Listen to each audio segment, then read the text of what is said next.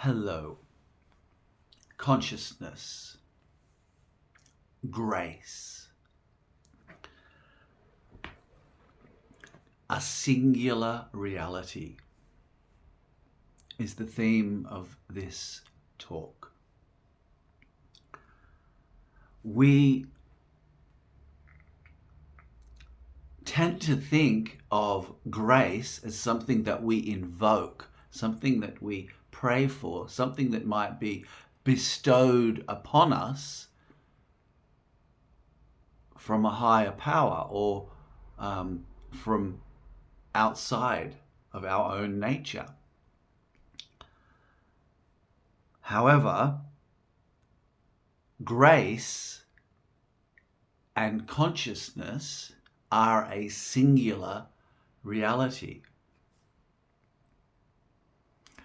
Consciousness itself is the repository of grace. Grace is not something outside of consciousness.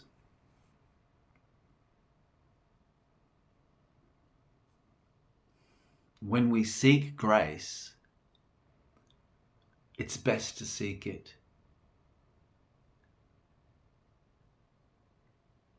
in consciousness, in our own true nature.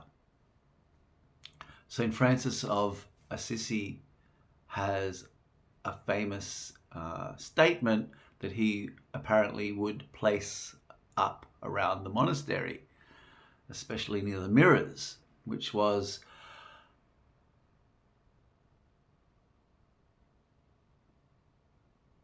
the one who is seeking is what is sought, or what you are what you are looking for.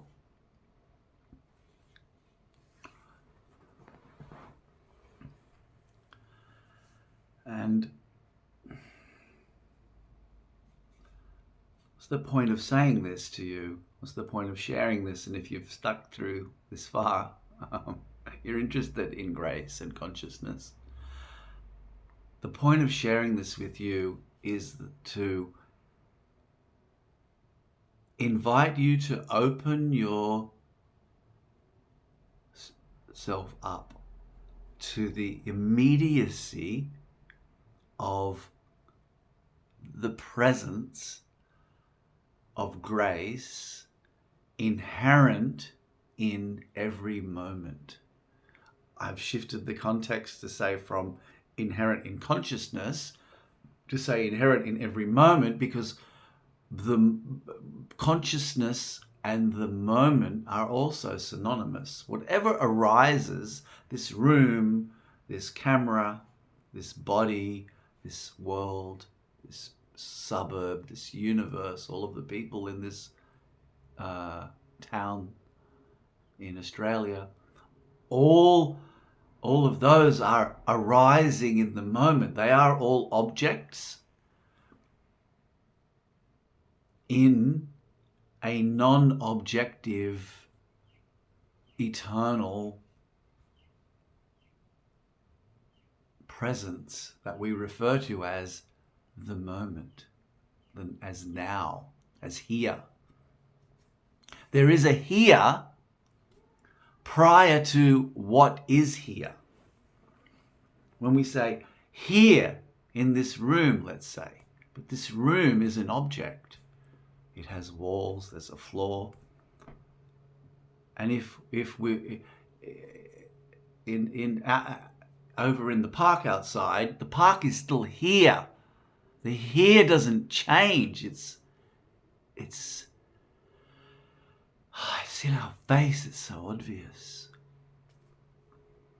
God is always in your face, right in your face. God is so close. God's looking through your eyes. So we seek grace, seek it in the now, and in the understanding that This here that is here is consciousness itself, is awareness itself. It's unchanging, all-pervading. It is replete with grace. It is overflowing with an abundance of grace.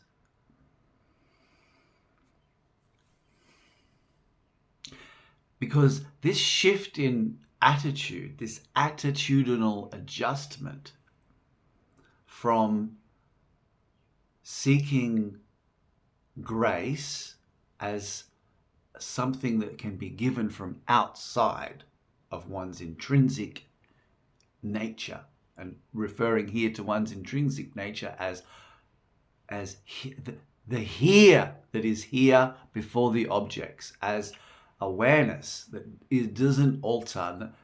The moods change, the age of the body changes, the emotional states change, the waking, the sleep, and the dream state all come and go in a prior yet present,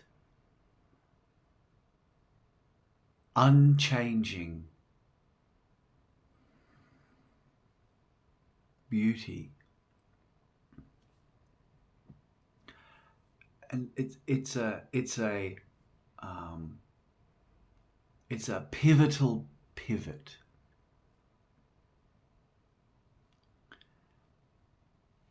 And it implies a cessation of seeking outside of oneself that which is inherent within one's own being, and making the important distinction, one's own being that condition one was in as a babe, the open, unobstructed, pure beingness shines through a baby's eyes, which is prior even to the body of the baby. It is prior to the body, prior to the mind. It is the awakeness, the consciousness. It is consciousness in which the body and mind appear, not the personal self, which you could attribute the body-mind apparatus in its nature, its personality, its habits and traits. That's not the self we're referring to. That is the objective self. The apparent. That's the apparatus through which totality functions. There is a mind and there is consciousness that is aware, that the mind arises in. There's thought. Thought is cognized by consciousness. There is emotion. Emotion is cognized by consciousness. It's registered in consciousness.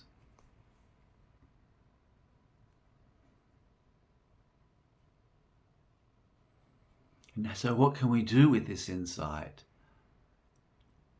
You rest in the insight. Come to rest. This insight that grace is inherent in consciousness, that actually consciousness and grace are a singular reality. You can take that as a siddhanta, which means it's a statement that if you consider it deeply and meditate on it and digest it and then let it go, it will penetrate into the depths of your being, and it holds the potential to take you to the goal.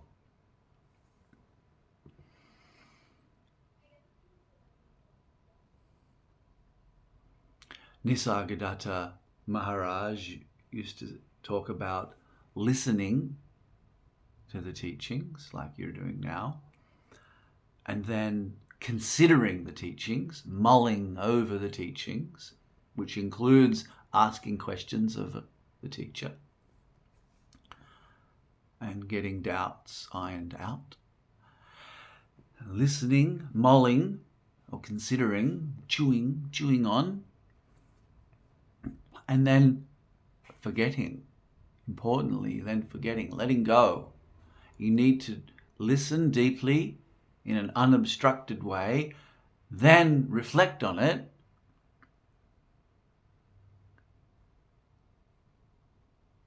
ponder it, consider it, mull it over, and then let it go, forget about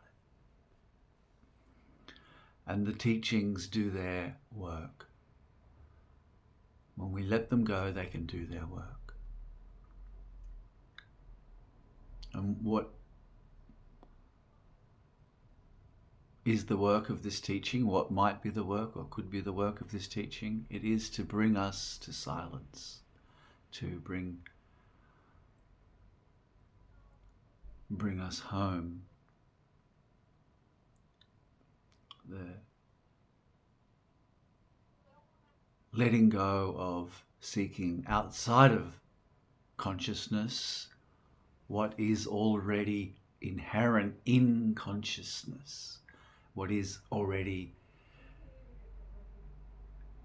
the nature of consciousness. Consciousness is replete with grace.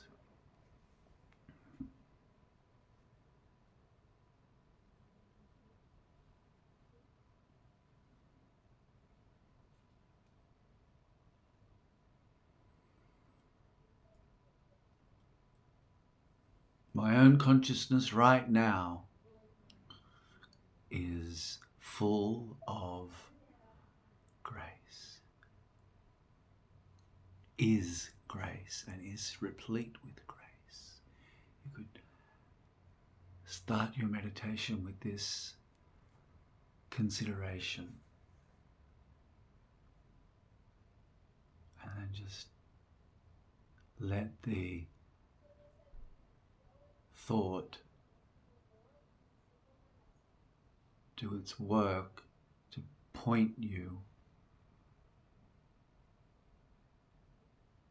to the fullness of presence that you are, that is the here that is always here, no matter what the objects are that appear to be here. All objects derive their here-ness from that which is not an object. They're here, that is here, that doesn't change. And they say, here. Ramana Maharshi said, I. This body says, here. And here. This. Consciousness and grace are a singular reality. Om. Thank you very much. I wish you well in your journey. Everything is unfolding exactly as it's meant to be. You're right on schedule. This is the perfect unfolding. Everything is unfolding exactly as it must. Exactly as it's meant to be.